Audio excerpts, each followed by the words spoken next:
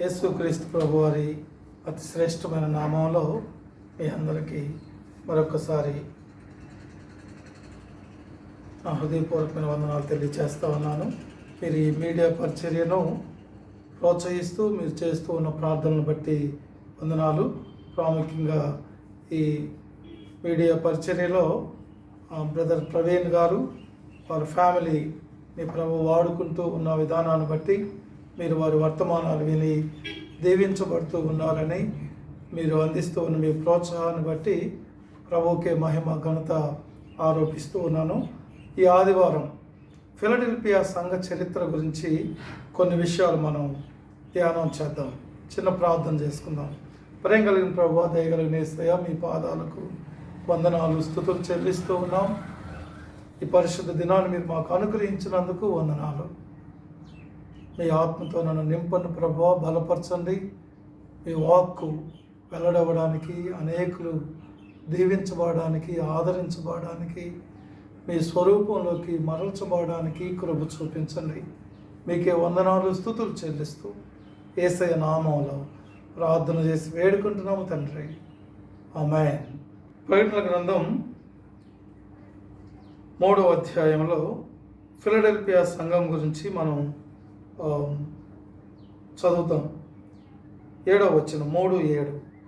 ఫిలడెల్ఫియాలో ఉన్న సంఘపు దూతకు ఎలాగో రాయము, దావీదు తాళపు చెవి కలిగి ఎవడునూ వేయలేకుండా తీయవాడును, ఎవడునూ తీయలేకుండా వేయవాడునైనా సత్యస్వరూపియగు పరిశుద్ధుడు చెప్పు సంగతులు ఏవనగా, నీ క్రియలు నేనెరుగుదును, నీకున్న శక్తి కొంచెమై ఉండినను నీవు నా వాక్యమును గైకొని నా నామమును ఎరుగుననలేదు. 9వ వచనం చివరి భాగం, నేను నిన్ను ప్రేమించితినని తెలుసుకున్నట్లు చేసేదను.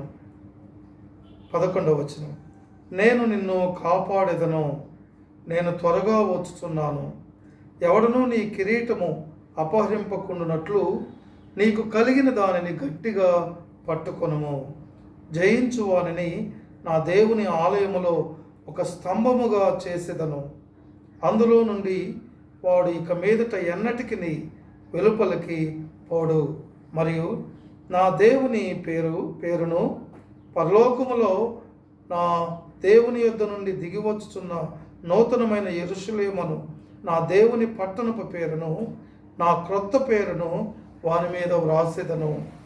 సంఘములతో ఆత్మ చెప్పుచున్న మాట చెవిగలవాడు వినుగాక. ఫిలడెల్ఫియా సంఘముతో పాటు ఈ 3వ అధ్యాయంలో, ప్రకటన గ్రంథం 3వ అధ్యాయంలో 7 సంఘాల యొక్క చరిత్ర మనం బైబిల్లో చూస్తాం. ఈ 7 సంఘాలలో ఫిలడెల్ఫియా సంఘము ఒక ప్రాధాన్యతను సంతరించుకున్న సంఘం. యేసయ్య ఈ 7 సంఘాలకు పరీక్షలు చేశాడు. ఆయా సంఘాల యొక్క తప్పులు ఎత్తి చూయించాడు. ఆయా సంఘాలు దేవుని స్వరూపంలోకి మరల్చబడి నిమిత్తం ఆయా సంఘాలను హెచ్చరించడం చూస్తాం. ఆయా సంఘాలకు వాగ్దానాలు ఇవ్వడం చూస్తాం. ఈ నేపథ్యంలో ఫిలడెల్ఫియా గురించి మనం కొద్ది నిమిషాలు మనం ధ్యానం చేద్దాం. ఫిలడెల్ఫియా అనగా సహోదర ప్రేమ అని అర్థం. ఈ ఫిలడెల్ఫియాలో 15,000 మంది జనాభా నివసిస్తూ ఉండేవారని మనం చరిత్రలో చూస్తాం. Philadelphia it's a small city. ఈ 7 పట్టణాలలో ఇది చాలా చిన్న పట్టణం. ఈ పట్టణంలో 11 మసీదులు ఉన్నట్లుగా మనం చరిత్రలో చూస్తాం. ఈ పట్టణం సార్దీసుకు ఆగ్నేయముగా 30 మైళ్ళ దూరంలో ఉన్న చిన్న పట్టణం. దీని నిర్మాణం ఎలా జరిగిందయ్యా అంటే, 2వ అతలాస్ క్రీస్తుకు పూర్వం 159 138వ సంవత్సరాల మధ్యలో ఆయన ఏలుబడిలో ఈ ఫిలడెల్ఫియా పట్టణాన్ని నిర్మించినట్లుగా మనం చరిత్రలో చూడగలం. అతలాస్ ఫిలడెల్ఫియాస్ అనే ఈ రాజు తన సహోదరుడైన యామినేష్ అనే అతన్ని అధికంగా ప్రేమించాడు. నాకు ఈ మాటలు చదువుతున్నప్పుడు నాకు అర్థమైంది ఏంటంటే, సహోదర ప్రేమ అన్న మాట ఇక్కడే నాకు అర్థమవుతా ఉంది. The meaning of Philadelphia is love to your brotherly love, సహోదరుని ప్రేమించడం. ఇక్కడ ఈ అతలాస్కి తన సహోదరుడైన యామినేష్ మీద చాలా అత్యధికమైన ప్రేమ ఉన్న కారణాన ఈ సిటీని నిర్మించాడు. తన తమ్ముడి పట్ల తన ప్రేమను వెల్లడి చేశాడు. చాలా ఆశ్చర్యకరమైన సంగతి. ఈ దినాలలో రక్త సంబంధికుల మధ్య ప్రేమ కరువైపోతూ ఉన్న దినాలు. తల్లిదండ్రుల మధ్య ప్రేమ, పేరెంట్స్కి పిల్లలకి మధ్యలో ప్రేమానురాగాలు, భార్యాభర్తల మధ్య ప్రేమ కంటి చూపు మేర కనబడటం లేదు. కరువైపోతున్న దినాలు. ప్రేమను ఎక్కడ చూడలేని పరిస్థితులు. సంఘంలో ఒకరి మధ్య ఒకరి పట్ల ప్రేమ. సంఘానికి వస్తారు, ఒక సెకండ్ అలా ఇస్తారో లేదో, వాళ్ళ ఫోన్ నెంబర్ తీసుకోరు, వాళ్ళతో మాట్లాడరు, మీరు ఎక్కడి నుండి వచ్చారో తెలుసుకోరు, పర్రన వెళ్ళిపోతూ ఉంటారు. ఎక్కడ ప్రేమ? ప్రేమ వెల్లడవ్వాలి. యేసుక్రీస్తు ప్రభువారు లోకమును ఎంతో ప్రేమించాడు. కలువరి శిలువలో ఆ ప్రేమ వెల్లడైంది. నీలో సహోదర ప్రేమ వెల్లడి కావాలి. సంఘంలో ఉన్న వ్యక్తులు ప్రేమ కలిగి జీవించాలి అని ఇక్కడ మనం తెలుసుకుంటాం, నేర్చుకోవాలి. ఈయన పేరు మీద ఆ ఫిలడెల్ఫియా ఆ పట్టణంలో చిన్న సంఘం ఏర్పడింది. వాళ్ళ యొక్క మదర్ టంగ్ ఏంటంటే గ్రీకు మాట్లాడుతూ ఉన్న ప్రజలు. అక్కడ సారవంతమైన భూములు ఉండేవి, ద్రాక్ష వనాలు బాగా పెంచుతూ ఉండేవాళ్ళు. సుఖ సంతోషాలతో ఆ యొక్క భౌగోళిక పరిస్థితులు చాలా చక్కగా అక్కడ ఉన్నట్లుగా మనం చూస్తాం. అయితే అక్కడ ఒక సమస్య కూడా ఉండేది. ఫిలడెల్ఫియాలో భూకంపాలు వచ్చి ఎక్కువగా ఆ పట్టణంలో భూకంపాలు వస్తూ ఉంటాయి. ఈ భూకంపాలు వచ్చినప్పుడు వాళ్ళు కట్టుకున్న గృహాలు కానీ అవన్నీ పడిపోయినప్పుడు వారు అందులోంచి పరుగులు తీసేవాళ్ళు అని మన చరిత్రలో చూస్తాం. ట్యూబో అనే చరిత్రకారుడు దీనిని భూకంపముల పట్టణంగా వర్ణించడం జరిగింది. ఇక్కడ క్రిస్టియన్స్ 4500 మంది చిన్న గుంపుగా ఆ పట్టణమంతా ఉన్నట్లుగా మనం చూస్తాం. వారికి దేవుడిచ్చిన వాగ్దానం, ఈ భూకంపాలతో మీరు బాధపడుతూ పరుగులు తీయవలసిన పని లేదు, మీరు ఎన్నటికి వెలుపలికి పోరు. ఇప్పుడు మనం చదువుకున్న వాక్య భాగంలో ఉన్న వాగ్దానం, మీరు ఎన్నటికీ వెలుపలికి పోరు. గొప్ప అనుభవాన్ని ఇచ్చాడు దేవుడు. సంఘంలో నుంచి, ఆయన పట్టణంలో నుంచి, ఆయన చేతిలో నుంచి ఎవడూ అపహరించలేడు అని దాని అర్థం. దేవునికి దూరం కాకుండా ఆయనే మనల్ని కాపాడుతాడు. ఈ ప్యాసేజ్లో నేను నిన్ను కాపాడువాడును అన్న వాగ్దానం కూడా చూస్తాం. ఈ ఫిలడెల్ఫియా సంఘం గురించి మాట్లాడుతూ ఉన్నప్పుడు ఇప్పటి వరకు నేను చెప్పింది it is the introduction about the church of Philadelphia. Philadelphia యొక్క ఉపోద్ఘాతం. 2 ప్రభు యొక్క బిరుదులు. 3 ఆ సంఘం యొక్క మంచి లక్షణాలు. ఆ తర్వాత ప్రభు ఆ సంఘానికి ఇచ్చిన హెచ్చరిక.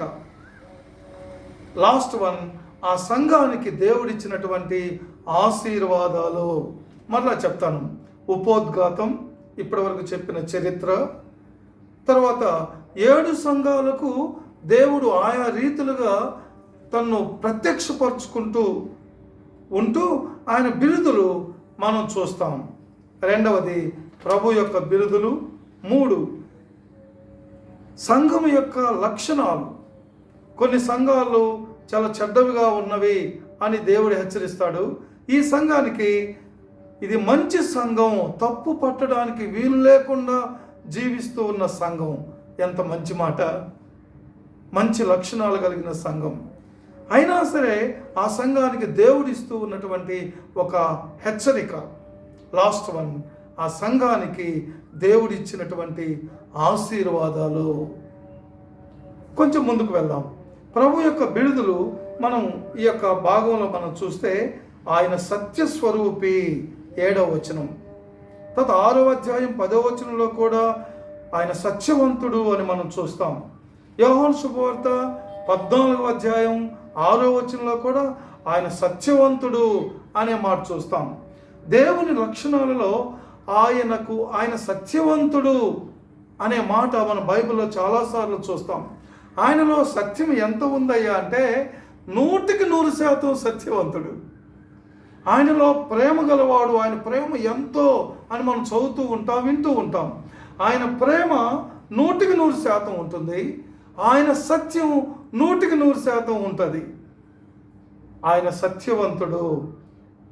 2వ బిరుదు ఆయన పరిశుద్ధుడు అని చూస్తాం. యెషయా గ్రంథం 6వ అధ్యాయం 3వ వచనంలో, తర్వాత కీర్తన భాగం 111 9వ వచనంలో, 1 కొరింథీ 1వ అధ్యాయం 2వ వచనంలో, హీబ్రూస్ 10th చాప్టర్ 14th వర్స్లో ఆయన పరిశుద్ధుడు అని మనం చదువుతాం. యెషయా గ్రంథం 6వ అధ్యాయం 3లో ఆయన పరిశుద్ధుడు పరిశుద్ధుడు పరిశుద్ధుడని వేవేల దూత గణాల చేత పొగడబడుతూ ఉన్న దేవుడు. Hour God is Holi. ఆయన పరిశుద్ధుడు.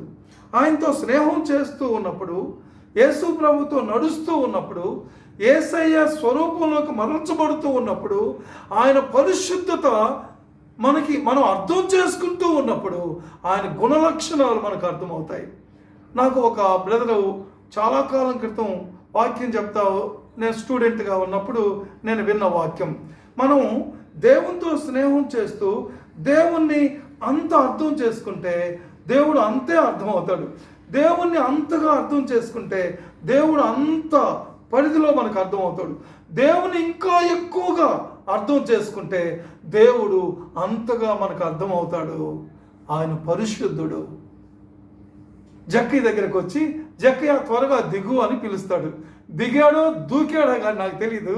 దిగిన వెంటనే యేసయ్య అంటాడు, జక్కయ్య ఇంటికి వెళ్దాం పద అన్నాడు.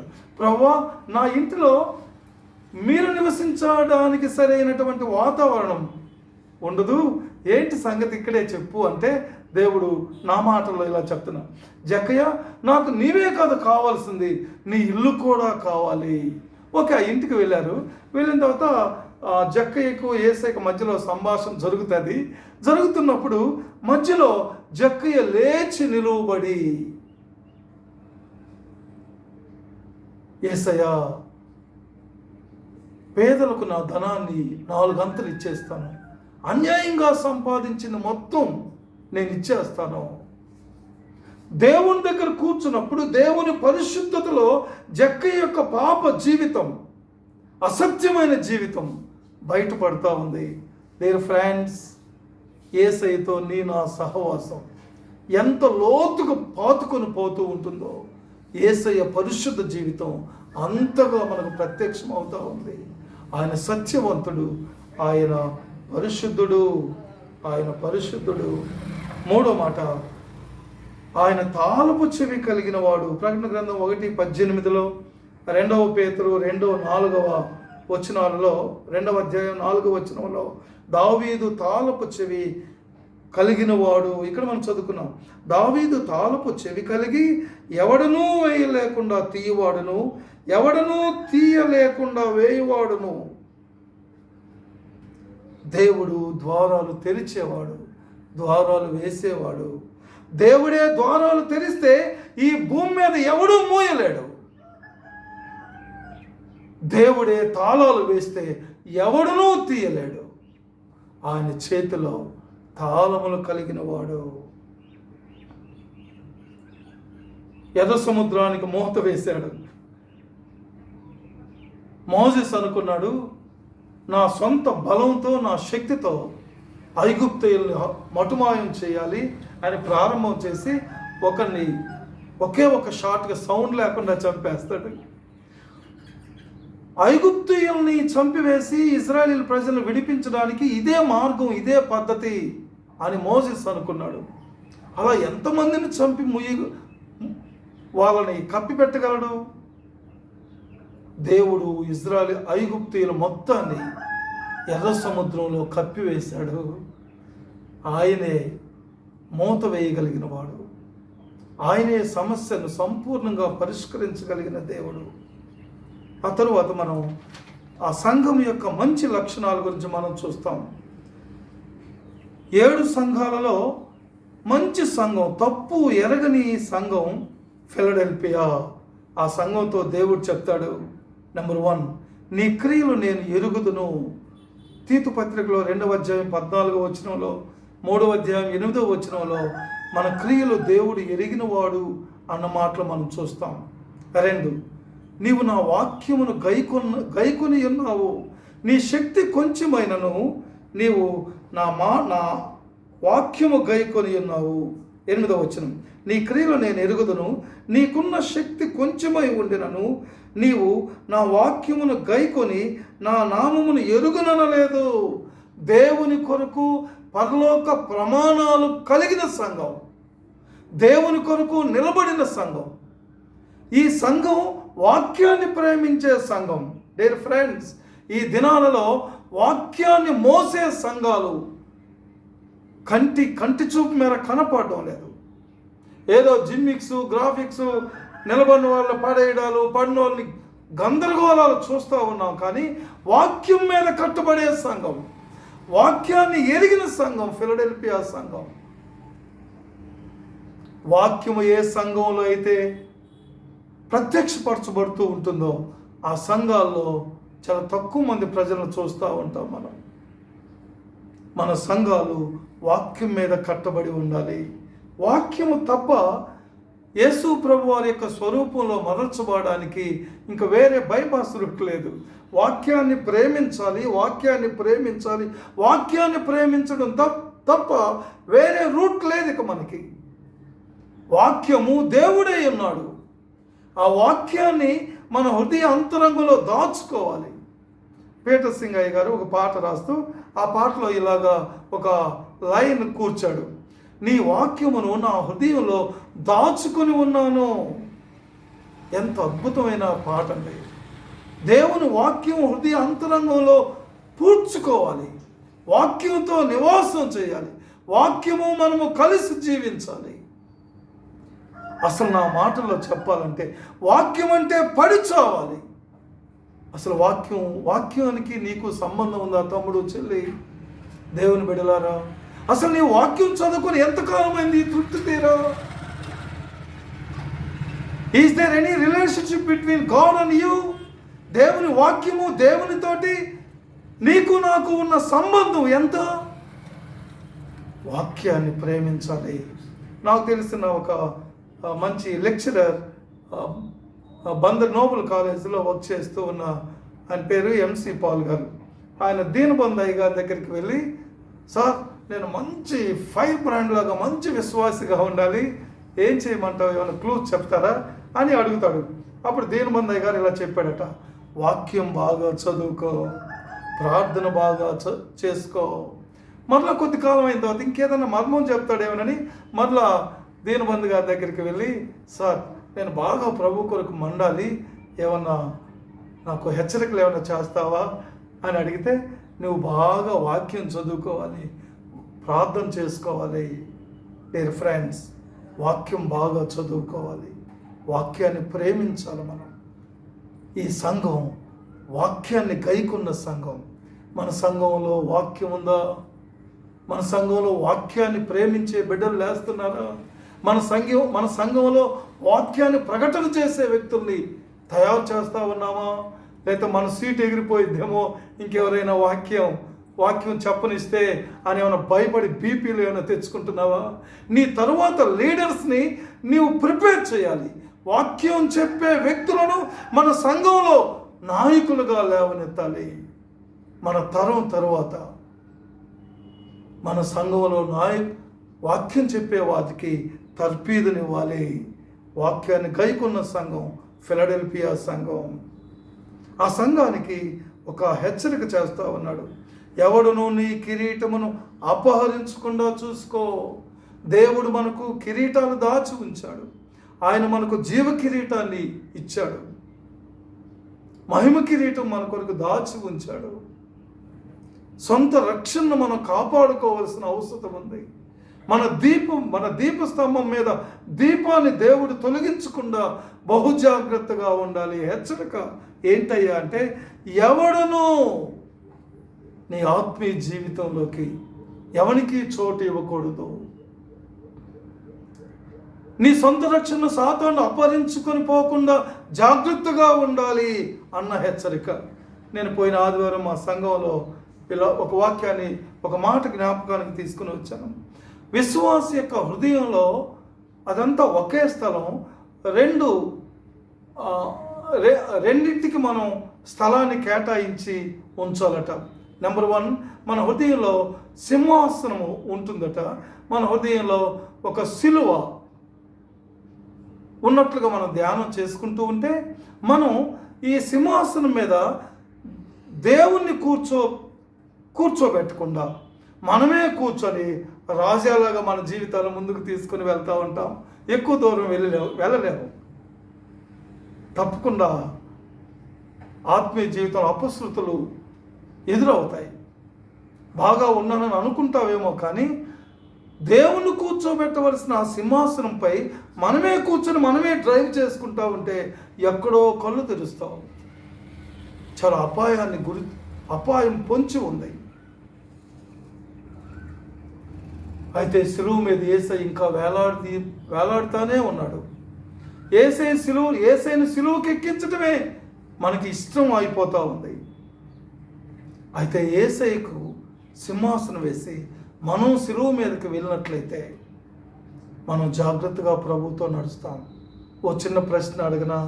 నీ హృదయంలో ఉన్న సింహాసనంపై యేసయ్యను కూర్చొని పెట్టి అన్ని అధికారాలు ఆయనకిచ్చి ఆయన అజమాయిష్యలో జీవిస్తూ ఉన్నామా?